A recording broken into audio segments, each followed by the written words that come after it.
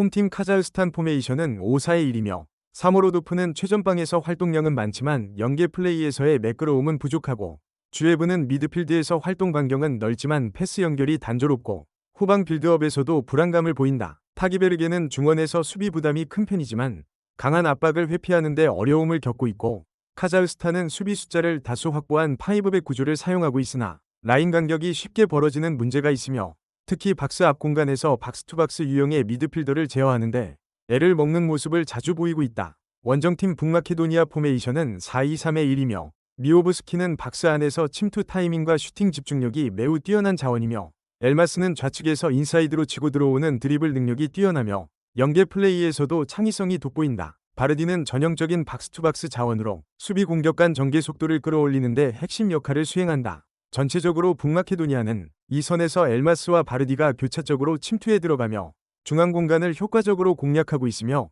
하프라인부터 템포를 빠르게 전환해 미오브스키에게 결정적 찬스를 만들어준다. 카자흐스탄은 수비 숫자는 많지만 라인 간 간격 조율과 박스 앞 공간 통제가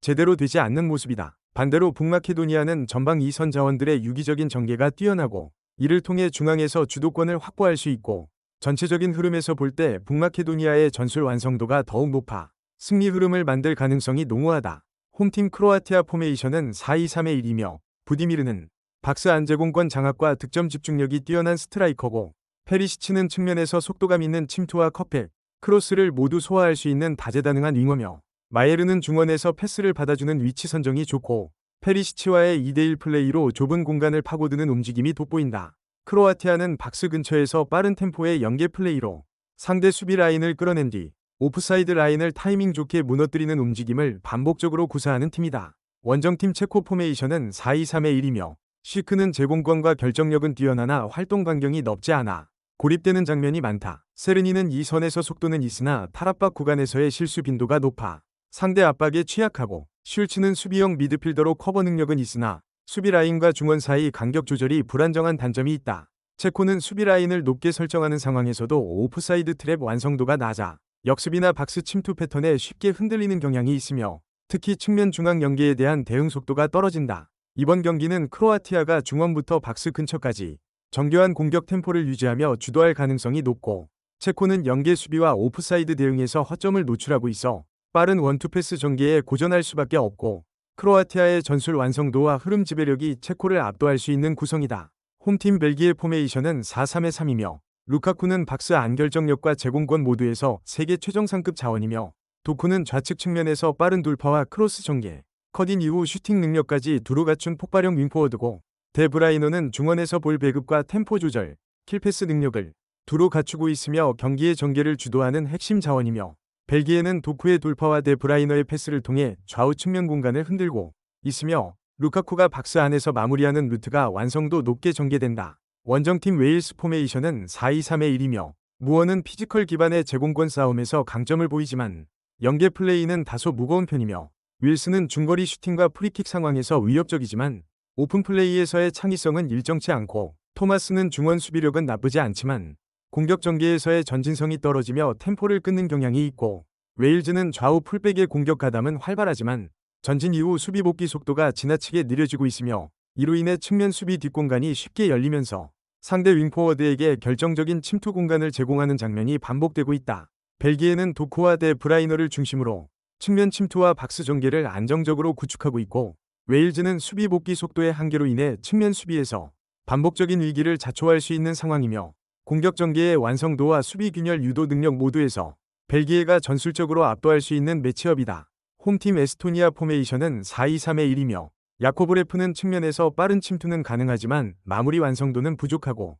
아니에르는 피지컬을 활용한 포스트 플레이는 가능하나 전방 압박과 연계에서 기여도가 제한적이며 카이트는 수비형 미드필더로 수비 커버 범위는 넓지만 위치 선정이 불안정해 박스 앞 공간 제어가 어렵고 에스토니아는 최근 A매치에서 중앙과 측면 수비 라인의 간격 유지가 무너지고 있으며 특히 페널티 박스 안쪽 공간이 비정상적으로 쉽게 열리며 조직적인 수비 전개가 이루어지지 않고 있다. 원정팀 노르웨이 포메이션은 4-4-2이며 홀란드는 폭발적인 침투와 박스 안 마무리에서 절대적인 파괴력을 지닌 스트라이커고 쉐를로트는 홀란드의 움직임을 지원하며 제공권과 연계 플레이 모두에서 전술적 활용도가 높고 웨데가르드는 중원에서 템포 조절과 전진 패스를 통해 공격 흐름을 만드는 플레이메이커고, 노르웨이는 하프스페이스를 공략하는 침투 루트를 중심으로 전개되며 홀란드가 공간을 읽고 침투하는 타이밍과 웨데가르드의 패스 정확도가 맞물릴 경우 치명적인 득점 루트가 자주 발생한다. 노르웨이는 웨데가르드를 중심으로 하프스페이스와 박스 주변을 정교하게 공략하고 있으며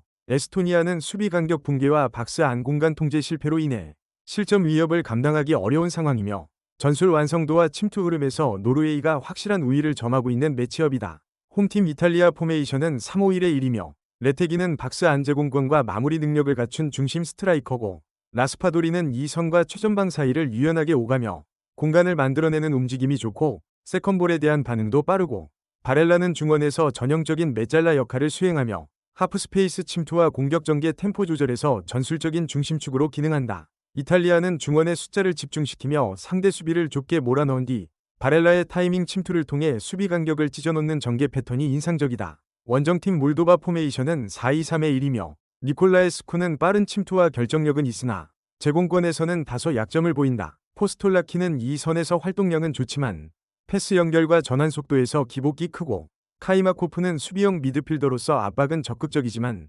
페널티 박스 앞 공간을 커버하는 능력은 부족하며, 코조카루가 퇴장 징계로 결장하면서 수비진 조직력과 커뮤니케이션에 큰 타격이 있는 상황이며 특히 중앙 수비 간격 조절에 있어 불안정한 모습을 보여줄 가능성이 높다. 이탈리아는 바렐라를 중심으로 한 하프스페이스 침투와 템포 전개가 매우 세밀하게 이뤄지고 있고, 몰도바는 수비 핵심 이탈과 전술적 완성도 부족으로 인해 실점 위협을 감당하기 어려운 흐름이며 이번 경기는 이탈리아가 공수 모든 측면에서 압도할 수 있는 구조로 전개될 가능성이 높다. 홈팀 페로제도 포메이션은 3-4-3이며 요하네스는 스피드와 침투 타이밍이 탁월한 공격수로 역습 상황에서 위협적인 자원이며, 소렌스는 하프라인 근처에서 볼 배급과 2차 전개에 기여하며 수비 전환 시에도 활동량을 보여주는 미드필더고, 안드레아스는 미드필더 진영의 중심으로 킬패스와 전방 전개의 흐름을 매끄럽게 조율하는 패스마스터 역할을 수행하고 있고, 페로제도는 3백 기반의 안정된 수비 라인을 바탕으로 빠르게 전환되는 역습 구조가 잘 정비되어 있으며 특히 안드레아센의 전방 패스를 통해 요하네센이 수비 뒷공간을 파고들어 결정적인 찬스를 자주 만들어낸다. 원정팀 지브롤터 포메이션은 4-3-3이며 바르톨로는 결정력은 있으나 속도에서 제한이 있고 역습 대응 속도가 느리고, 리차드는 미드필드에서의 수비 부담이 크지만 전진 전개와 볼 간수 능력에서는 불안한 모습을 보인다. 워커는 좌측 윙포워드로 활용되지만 수비 전환 시 위치 복귀가 늦어 공간을 쉽게 내주는 경향이 있고, 지브롤터는 전술적으로 공격과 수비 전환이 느리고 수비 라인 간격이 넓어 하프스페이스와 측면 침투에 자주 노출된다. 특히 전반 이후 체력 저하 구간에 수비 집중력이 급격히 하락하며 실점률이 급등하는 패턴이 자주 발생하고 있다. 페로제도는 중원 중심의 패스 전개와 침투 타이밍 조절이 잘 맞물리며 전술적 완성도가 높고, 반면 지브롤터는 수비 집중력과 전환 템포에서 명확한 허점을 보이며 후반으로 갈수록 실점 확률이 높아진다. 공격 전개와 공간 활용 측면에서 페로제도가 확실한 우위를 보이는 매치업이다.